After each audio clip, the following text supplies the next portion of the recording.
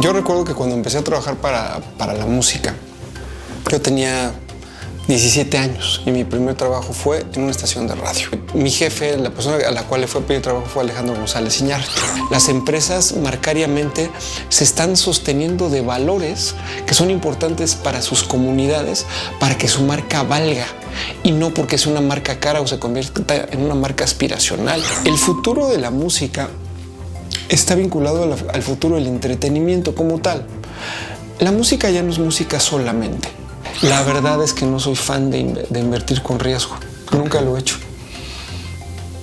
Bueno, pues yo te voy a ayudar. Gracias, Carlos. Yo te voy a ayudar a que lo puedas vivir mientras de yo manera positiva. Mientras yo me pueda seguir comprando mis discos de vinil, nada más dime cómo. Open Vision Media Podcast. Hola, ¿qué tal? Bienvenidos a Open Vision Radio Podcast. El día de hoy tenemos a una personalidad muy importante, de muchísima experiencia en el ambiente de la música, del sector musical. Y él es un crítico, de la música, pero también es conferencista muy destacado en su faceta. Hoy tenemos a Arturo López Gavito. Arturo, bienvenido. Carlos, qué gusto estar contigo. Me encanta estar dentro de este proyecto tan interesante, tan lindo que es Open Vision, que me parece además un concepto muy innovador y algo muy necesario para los tiempos que está viviendo nuestro país. Arturo, muy importante, te agradezco mucho. Arturo López Gavito es columnista de Open Vision desde la edición 1. Correcto. Estamos muy contentos contigo. Realmente tus contenidos son muy buenos. En las columnas que has hecho con Open Vision, veo que hablas de la música como crítico especialista con tu experiencia que has tenido en toda tu vida, pero también tienes temas que también me gusta que te conocieran, que es temas de motivación y de ese tipo de cosas, ¿no? Sí, fíjate que yo recuerdo que cuando empecé a trabajar para la música, yo tenía 17 años y mi primer trabajo fue en una estación de radio. En ese momento, mi jefe, la persona a la cual le fue a pedir trabajo, fue Alejandro González Iñárritu. El tiempo ha pasado y entendí que para profesionalizarme en el ámbito de la música, no solo era necesario conocer de música, entender de la historia de los grupos, saber cómo funciona la industria, el engranaje de todo el ámbito musical y el entretenimiento. Y tuve mucha suerte porque durante los años 80, los 90 y las últimas 2 décadas de este siglo XXI, una de las industrias que más se ha acelerado a nivel mundial es la industria de la música, el entretenimiento. A la par de la evolución tecnológica, a la par de la digitalización y a la par hoy en día de la inteligencia artificial, la música ha sido columna vertebral de muchas razones de ingreso para mucha gente en la industria del entretenimiento. De manera que al ir avanzando yo en los puestos que fui teniendo, nadie me preparó para ser director general de una empresa o para ser vicepresidente o para ser cabeza de 2 estaciones de radio, para ser manager, ¿no? Me fui encontrando con la importancia del manejo como líder en un ámbito profesional. Es decir, no importa tú si manejas una compañía de discos o si manejas una casa de bolsa o si manejas la presidencia de una república o de un país. Tú tienes que tener ciertas facultades que te lleven a entender cómo es el comportamiento humano, su dualidad y su complejidad. De manera que lo que ha pasado es que yo he ido recopilando todas estas vivencias, estas experiencias por las que he pasado al estar al frente de equipos de trabajo y al formar parte de estos equipos de trabajo. Y me he convertido en una persona que ha sido, yo digo que un buscador ávido de los valores humanos y de entender el comportamiento humano. Es decir, cuando un músico se sienta a escribir una canción, hay que entender el por qué lo está haciendo, ¿no? Si tenemos una obra tan importante como es The Wall de Roger Waters, hay que entender la génesis de la ruptura familiar de Roger Waters para que se convirtiera en uno de los 10 álbumes de rock más importantes de todos los tiempos. Todo nace de la psique, todo nace del corazón y de cómo está plasmado. Entonces creo que la humanidad, y no hablo de la raza humana, sí hablo de la humanidad como lo entendemos como un valor. La humanidad es un valor. Esto cómo se aplica a la música. Y eso es lo que me ha gustado a mí hacer. Es decir, he ido decantando poco a poco la importancia del ser humano y el obrar como humano para poderlo traducir en los diferentes puestos de responsabilidad de liderazgo que he tenido en mi carrera. Yo he visto en tus redes sociales las conferencias que tú has dado. ¿Cuáles son los nombres de esas conferencias que das? Mira, por ejemplo, se nos ocurrió hacer la unión de las grandes líderes femeninas del siglo XX combinadas con la música. Y esa conferencia le llamamos Sinfonía de Virtudes. ¿Por qué una sinfonía? Porque una sinfonía lo que hace es que agrupa a diferentes instrumentos ejecutando una misma pieza. Y eso te habla de liderazgo absoluto. Pensamos en Oprah Winfrey, pensamos en Rosa Parks, pensamos en la reina Isabel II de Inglaterra, y pensamos en Celia Cruz. Y ubicamos cada una de las grandes virtudes de estas mujeres, de cómo se podían traducir dentro de una conferencia. Entonces, a mí me gusta hacer unas conferencias que sean totalmente personalizadas. Es decir, si bien a mí me gusta mucho hablar en público, transmitir lo que yo pienso, jamás repito una conferencia ante un mismo foro, ¿no? Mi trayectoria mayormente ha sido de desarrollo de cuestiones de mercadotecnia, y hoy yo voy entendiendo mucho que después de la pandemia el marketing humano es lo que va a sacar adelante a las compañías y es lo que va a sacar adelante el llamado B2C en un momento dado que hoy está más vivo que nunca, ¿no? Es decir, las empresas marcariamente se están sosteniendo de valores que son importantes para sus comunidades, para que su marca valga, y no porque sea una marca cara o se convierta en una marca aspiracional.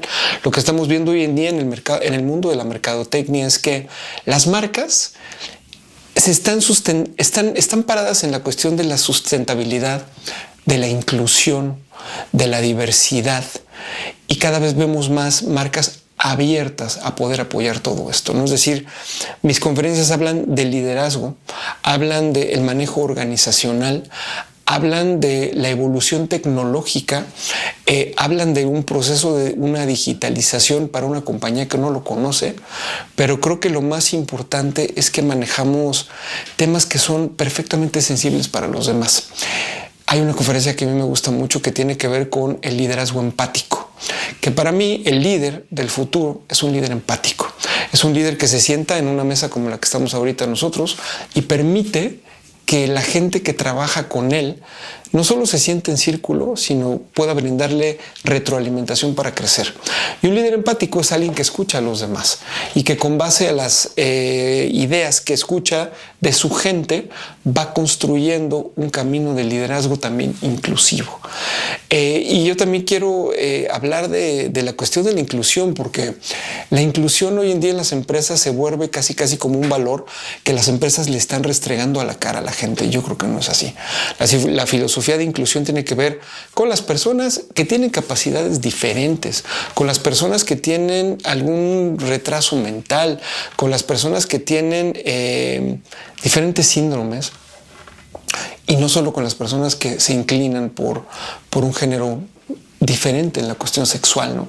Entonces hay que entender todo eso para comprender que las nuevas generaciones que van a aportar a una empresa hoy en día son empresas, es decir, son generaciones que traen conocimiento tecnológico, son generaciones que tienen una manera de pensar, pues tal vez más o menos abierta, porque hay que entender lo que significa eventualmente también la generación de cristal.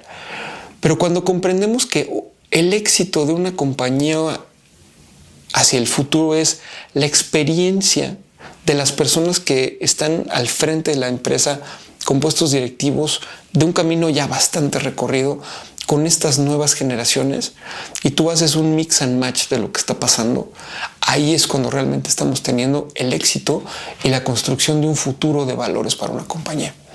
Y los valores de la compañía se tienen que ver reflejados justamente en su proyección marcaria y en estos valores de marca que son tan importantes para que las empresas puedan generar credibilidad ante sus consumidores, con un reto enorme que es cómo eso tú lo vas a traducir en el ámbito digital.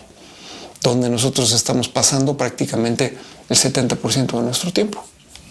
El consumo en la música, Arturo, actualmente, como lo comentas ahorita, es la transición de la era digital a la era de la inteligencia artificial.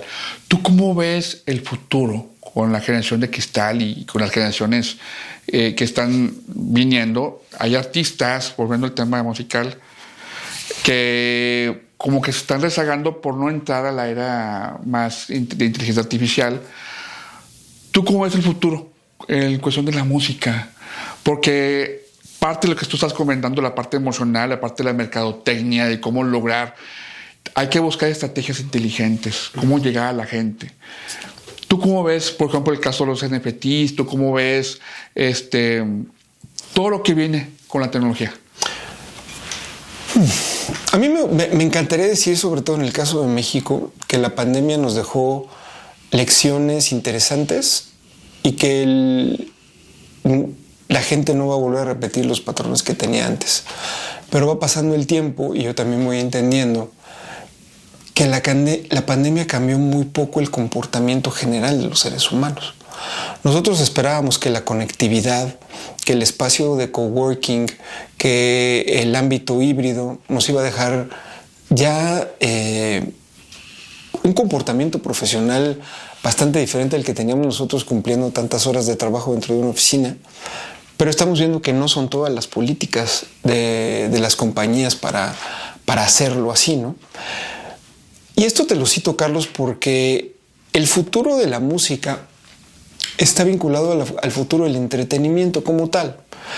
La música ya no es música solamente. La música acompaña a un concepto, acompaña a todo lo que se puede llamar un clúster de diferentes cosas, ¿no? Es decir, si tú tienes un artista hoy en día que no está pensando en el desarrollo de sus contenidos para el multiverso, ¿no? De lo que podría pasar y que no está pensando tampoco en cómo va a monetizar a través de un NFT, ¿no? También a futuro, y cómo puede hacer las cosas de una manera diferente, cómo puede ir desdoblando su marca, o una empresa discográfica, ¿no? O una empresa que tenga contenidos que hoy en día son de streaming y nada más, ¿no? Es decir, todo esto son diferentes componentes de todo un enorme engranaje donde la música, el video, las experiencias híbridas que son tan importantes, ¿no? Es el en vivo más cómo tú eventualmente vas a utilizar la inteligencia artificial para poderte poner un casco y poder estar presente en un concierto que a ti te hubiera gustado estar. Por ejemplo, ¿qué veo yo? Elvis Presley. ¿Qué debe de hacer el trust de Elvis Presley en un futuro? Generar una experiencia de inteligencia artificial para pararte en tu pelo en Mississippi en 1945 para ver cómo era Elvis Presley corriendo por una granja y poder estar parado en el Madison Square Garden de Nueva York en 1968 viendo cómo Elvis Presley estaba dando un concierto magnífico, ¿no? Esas son las experiencias. La música va ahí. La recreación del concierto de Woodstock en 1969 y creo que hay muchos grupos que hoy en día están a la vanguardia haciendo ese tipo de cosas que nosotros no estamos viendo. Los japoneses lo están haciendo, los coreanos los están haciendo, ¿no? A mí el problema que más me preocupa es el tema del talento en México, ¿no? Y de los diferentes outlets de exposición del nuevo talento mexicano que simplemente no existen, ¿no? Yendo a hablar puramente de la cuestión musical. Cuando vemos hoy a México como un participante de la escena musical de América Latina, pues vemos que no está. Vemos que los géneros urbanos son los que hoy en día tienen a Bad Bunny grabando con Gorillaz, por ejemplo, ¿no? Uno de los grupos, yo diría más vanguardistas que han entendido cómo usar la tecnología desde que son un grupo de animación digital desde que nacen, que a mí me parece una cuestión sensacional. México hoy en día se concentra en el regional mexicano. Y claro que en eventos, en cuestión de dinero, es impresionante lo que se gana. Impresionante. Y la economía que se genera. Pero si tú analizas también el mercado del entretenimiento en vivo en México, pues es mayormente de artistas que vienen de fuera y de artistas extranjeros. Entonces, respondiéndote de manera concreta, la música escrita, la música compuesta es la columna vertebral de un enorme mercado que derrama necesariamente hacia las experiencias en vivo y la tecnología. Arturo López Gavito es una persona muy reconocida, con mucha trayectoria, y muchos cantantes, artistas, de una forma, tú tuviste mucho que ver con ellos. Sí. Mucho. Sí. Conozco yo a varios que hablan muy bien de ti. Gracias. Y gracias a tus acordes de apoyo han salido adelante. Pero Arturo López Gavito, ¿qué música escuchas? ¿Qué es lo que más te gusta a ti escuchar? Fíjate que yo soy un apasionado del coleccionismo en dos vertientes. Lo primero es que sigo siendo amante del arte objeto, ¿no? Yo prefiero leer Open Vision impresa que leerla digital. Y prefiero poner un CD o prefiero poner un álbum, un disco de vinil, wow. Que escuchar música digital. La música digital me parece muy conveniente porque me ayuda a trabajar en los contenidos de los programas de radio que hago. Es mi instrumento fundamental para poder trabajar y para entender la secuencia de armar la escaleta de un show de radio musical, ¿no? Que es lo que hacemos hoy en día en México también. Pero no puedo vivir sin hacer un playlist de las experiencias, ¿no? Tuve la oportunidad también de estar en MasterChef Celebrity el año pasado, que créeme, Carlos, que fue algo sumamente nutritivo para mi ser. Y yo siempre que cocino, que es todos los fines de semana, hago un playlist diferente para la sesión de cocina que tengo. Entonces, el rock clásico me encanta, me gusta mucho el jazz, sobre todo el jazz desarrollado en la década de los 50, que me parece la época dorada del jazz. Y luego voy combinando géneros. Entonces me parece que una canción de 1968 de funk suena increíble con Bruno Mars del año 2014, por ejemplo. Entonces voy armando ciertos rompecabezas de géneros que me parecen bastante interesantes. Luego lo plasmo en un playlist y lo escucho y digo, qué bonito está, porque todo va teniendo sentido. Y luego, si eso lo convierto en una experiencia para la gente con la que puedo cocinar, pues es una cosa mucho más bonita, ¿no? Pero sí, nada me quita, es decir, nada suple para mí el hecho de poder comprar un disco de vinil nuevo y poderlo poner en un estéreo y poderme tomar un té o un café una mañana de domingo o un buen whisky un viernes en la noche, escuchando a muy buen volumen un disco en particular, pararme, limpiarlo, voltearlo y volverlo a poner. Pues qué interesante, ¿no? Oye, eres una persona que te gusta preparar el ambiente, ¿no? Y eso es muy bonito. Open Vision Radio Podcast promueve mucho la educación financiera en México. ¿Para ti qué es mejor, ahorrar o invertir? Fíjate que yo lo hago 50 y 50. 50 y 50. Sí, es lo que hago. Yo creo que soy de la vieja escuela todavía, que siente que si tienes por ahí dinero guardado, eventualmente lo vas a necesitar para algo en un momento dado. Y si la inversión se puede mover en ciertas cosas que también no sean de gran riesgo, es lo que a mí me parece. La verdad es que no soy fan de invertir con riesgo. Okay. Nunca lo he hecho. Bueno, pues yo te voy a ayudar. Gracias, Carlos. Yo te voy a ayudar a que lo puedas vivir de una manera positiva. Mientras yo me pueda seguir comprando mis discos de vinil, nada más dime cómo ya. No, yo te enseño a hacer que dinero. No los tenga que vender después. No, hay muchas maneras de poder invertir y salir muy bien. Tenemos muchos años en esto. Arturo López Gavito, él escribe para Open Vision Radio Podcast, y en esta edición, Arturo, nos hablaste de un tema. ¿Recuerdas qué tema fue? Es que no sé cuál es la revista que estás mostrando. Te voy a decir que está. Ahí está. La disciplina y el 2023. Aquí está. Aquí lo podemos ver en pantalla. Explícanos. Resúmenos tu columna. Bueno, pues esto realmente viene de la lección aprendida en MasterChef. Fíjate. Ok. Aunque no lo creas. Y viene de hablar de algo que es fundamental. Es decir, nosotros tenemos que tener hábitos. Y tú no te puedes forjar un hábito si no eres una persona disciplinada. Claro. La invitación a la gente que nos está escuchando es que se forje hábitos con base a planeación. Y la planeación tiene que ver con que tengamos objetivos puntuales que sean asequibles y puedan ser realizables a través de metas cortas que de pronto se convierten en grandes objetivos. ¿Cómo resumimos esto?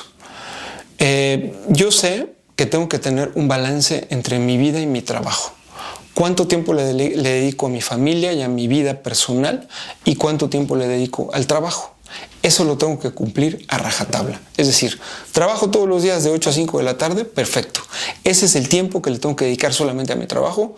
De 5 a 10 de la noche tal vez hago mis cosas personales y le dedico tiempo también a mi familia eventualmente. ¿A dónde me va a llevar esto? ¿Cuáles son las metas que yo quiero construir con mi familia? ¿Y qué metas quiero yo construir como pequeño empresario, como empleado, como líder de una compañía? Esas metas las tengo yo que escribir y las tengo que poner en una ruta crítica de trabajo que se tiene que ir cumpliendo de manera paulatina. Ir revisando esto cada 2 o 3 semanas para ir palomeando, para ir viendo cómo voy yo. Entonces, eso es lo que yo recomiendo en la columna, es decir, cómo nosotros tenemos que forjarnos hábitos de trabajo que sean producto de una disciplina para que en un momento dado nosotros tengamos la capacidad de controlar nuestra vida y seamos congruentes con algo que es muy importante, que es decir lo que pensamos y hacer lo que decimos.